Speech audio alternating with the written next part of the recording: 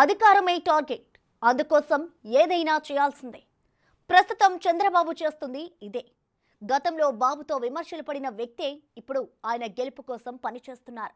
జగన్ గెలుపులో కీలకంగా మారిన పొలిటికల్ స్ట్రాటజిస్ట్ ప్రశాంత్ కిషోర్ టీడీపీతో కలవడం వెనుక అసలు ఉద్దేశం ఏంటి?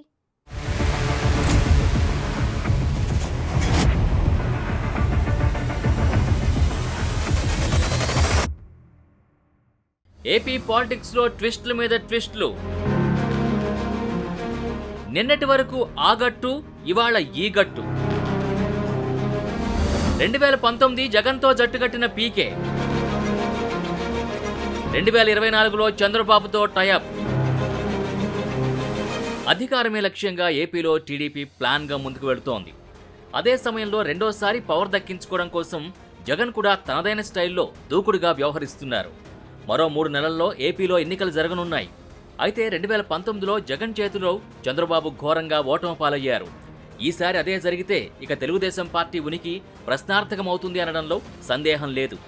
ఈసారి మిస్ అయితే మళ్లీ ఛాన్స్ దొరకదని చంద్రబాబు ఫిక్స్ అయ్యారు. అందుకే 2024లో ఎలాగైనా అధికారంలోకి రావాలని, అందుకోసం ఏం చేయాలో అవన్నీ చేస్తున్నారు. అందులో భాగంగానే 2019లో జగన్ గెలుపులో కీలకంగా వ్యవహరించిన పొలిటికల్ స్ట్రాటజిస్ట్ ప్రశాంత్ కిషోర్ని అప్రోచ్ అయ్యారు.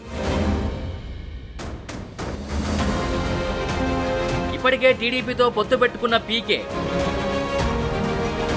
ఇప్పుడు చంద్రబాబుతో సమావేశమైన మరో పీకే. ఏరికోరి ప్రశాంత్ కిషోర్ని తెచ్చుకున్న చంద్రబాబు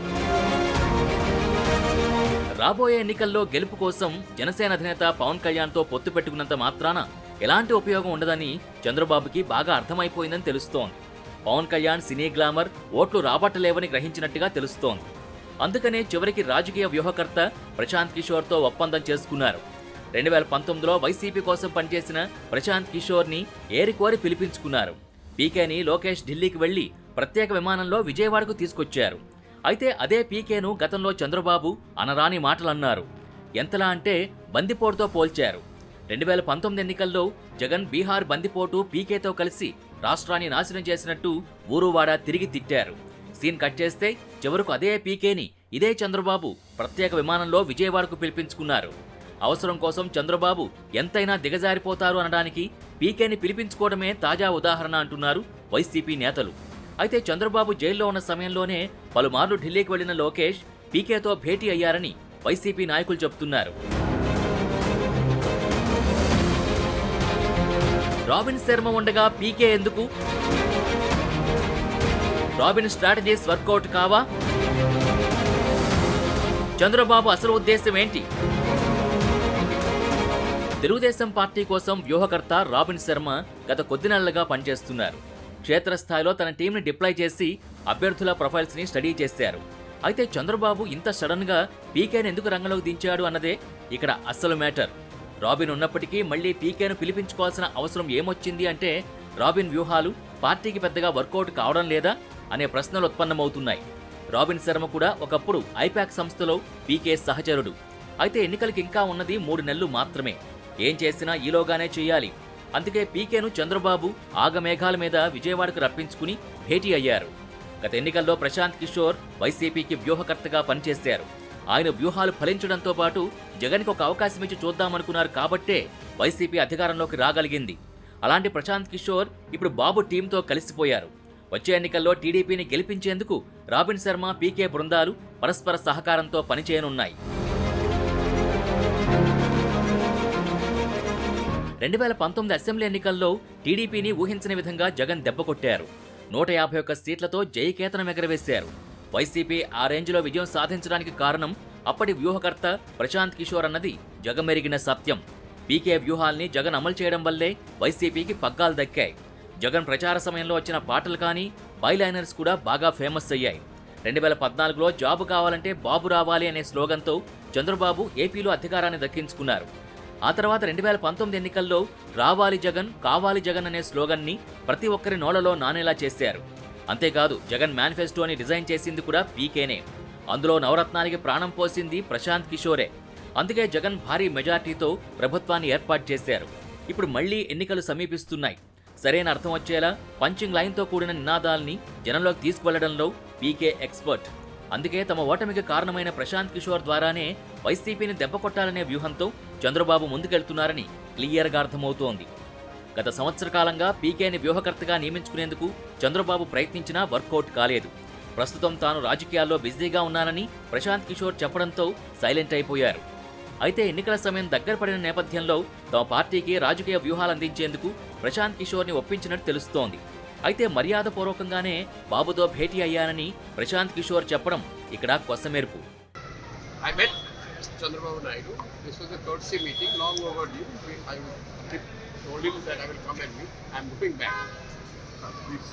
చంద్రబాబు ప్రశాంత్ కిషోర్ భేటీపై వైసీపీ మంత్రులు ఘాటుగా రియాక్ట్ అయ్యారు. ఆల్రెడీ చంద్రబాబుతో ఒక పీకే ఉన్నాడని, ఇప్పుడు ఇంకో పీకేని తెచ్చుకున్నాడని, అయినా కూడా ఏం చేసేదేం లేదు అంటున్నారు. ఒకప్పుడు బీహార్ డెకాయిట్ అన్న వ్యక్తి కాళ్లు పట్టుకుని బతిమలాడుతున్నారని కామెంట్స్ చేశారు. ఆయన పీకే కాదు, బీడీ అన్నాడు చంద్రబాబు నాయుడు గారు. బీడీ అంటే బీహార్ డెకాయిట్. ఎక్కడి నుంచో బీహార్ డెకాయిట్ వచ్చాడు ప్రశాంత్ కుమార్. ఆయన తోకలు కత్తిరిస్తాం, ఆయన ఏమన్నా చేస్తాడా, ఏం చేయగలడు అని ఆయన మీద ఇష్టం వచ్చినట్టుగా మాట్లాడారు. అంతేకాదు, కోడికత్తి గురించి లేదు, బాబాయిని హత్య చేసే సందర్భాల గురించి ఇవి గురించి మాట్లాడుతూ మత కల్లోలాలు సృష్టించారు, హత్యలు చేయించారు. ఇవన్నీ కూడా బీహార్ నుంచి వచ్చినటువంటి బీహార్ డెకాయిట్ ప్రశాంత్ కిషోరే చేయించాడు అని సాక్షాత్తు నారా చంద్రబాబు నాయుడు గారే చాలా స్పష్టంగా చెప్పాడు. ఈ లోకేష్ కూడా అప్పుడు మంత్రిగా ఉన్నాడు. ఆయన కూడా ఏం చెప్పాడంటే, ఈ ప్రశాంత్ కిషోర్ అనే వ్యక్తి వైఎస్ఆర్ కాంగ్రెస్ పార్టీకి నమ్మకం లేక వారిని తెచ్చుకున్నారు అనేటువంటి కామెంట్స్ చేశారు. అవన్నీ ఇప్పుడు గుర్తు చేసుకోవాల్సినటువంటి అవసరం ఉందని నేను చెప్పదలుచుకున్నాను. ఆల్రెడీ చంద్రబాబు ఒక పీకే ఉన్నాడు, రెండో పీకేని తెచ్చుకున్నాడు. ఒక పీకే, రెండో పీకే ఇద్దరు కలిసి కూడా పీకేది ఏం లేదు. ఎవరిని పీకుతారా అంటే చంద్రబాబుని పీకేస్తారు. ఈ రాష్ట్ర ప్రజలు ఆల్రెడీ 2019లో చంద్రబాబు నాయుడు పీకేశారు. 2014 ఎన్నికల్లో మొత్తం కూడా సరాసరి చాప దిండు సర్దుకొని ఆంధ్రప్రదేశ్ రాష్ట్రం నుంచి తెలుగుదేశం పార్టీని, జనసేన పార్టీని రెండూ కూడా మూకుమ్మడిగా పీకేయడానికి రెడీగా ఉన్నది. ఎంతమంది పీకేలు తెచ్చుకున్న చంద్రబాబు నాయుడు ఏమి పీకలేడు. చంద్రబాబుతో భేటీ సందర్భంగా ప్రశాంత్ కిషోర్ ఓ డీటెయిల్డ్ రిపోర్ట్ని ఆయనకు అందజేశారట. అంశాల వారీగా ప్రభుత్వ బలాబలాలు వివరించారు. వైసీపీ ప్రభుత్వ విధానాలపై యువత తీవ్ర అసంతృప్తితో ఉన్నారన్నారు పీకే. వచ్చే ఎన్నికల్లో తీవ్ర ప్రభావం చూపే పలు అంశాల్ని వివరించారు. నిరుద్యోగం, ధరలు, విద్యుత్ ఛార్జీలు, పన్నుల బాధలు ప్రభావం చూపుతాయన్నారు. దళితులు, బీసీలపై దాడులు ఆయా వర్గాల్ని వైసీపీకి దూరం చేశాయని చర్చలో పీకే చెప్పారని టాక్. అయితే ప్రశాంత్ కిషోర్ వల్లే జాతకాలు తారుమారవుతాయి అనుకోలేం. అలా అని ఆయన వ్యూహాల్ని అంత తేలిగ్గా తీసి పారేయలేం. ప్రస్తుతం ఏపీలో వైసీపీలో కూడా పీకే టీంలోని పాత సభ్యులు పనిచేస్తున్నారు. ఐపాక్తో వైసీపీ ఒప్పందం కొనసాగుతోంది. వారి సర్వేల ఆధారంగానే ఇటీవల ఇన్ఛార్జీల మార్పు జరిగింది అని తెలుస్తోంది. అయితే ఇప్పుడు అదే సంస్థకు అధిపతి అయిన పీకే వైసీపీని ఓడించేందుకు టీడీపీకి వ్యూహాలు అందించేందుకు సిద్ధమవడం సంచలనంగా మారింది. ఏది ఏమైనా ఈ పరిణామాలన్నీ అధికార పార్టీ వైసీపీకి ఆందోళన కలిగిస్తున్నాయి. మొన్నటి వరకు తమతో పనిచేసిన ప్రశాంత్ కిషోర్కి తమ రాజకీయ వ్యవహారాలు, పార్టీ పరిస్థితి బాగా తెలుసని, ఇప్పుడు ప్రశాంత్ కిషోర్ టీడీపీ కోసం పనిచేస్తే నష్టం తప్పదనే భావనలో వైసీపీ ఉన్నట్టు తెలుస్తోంది.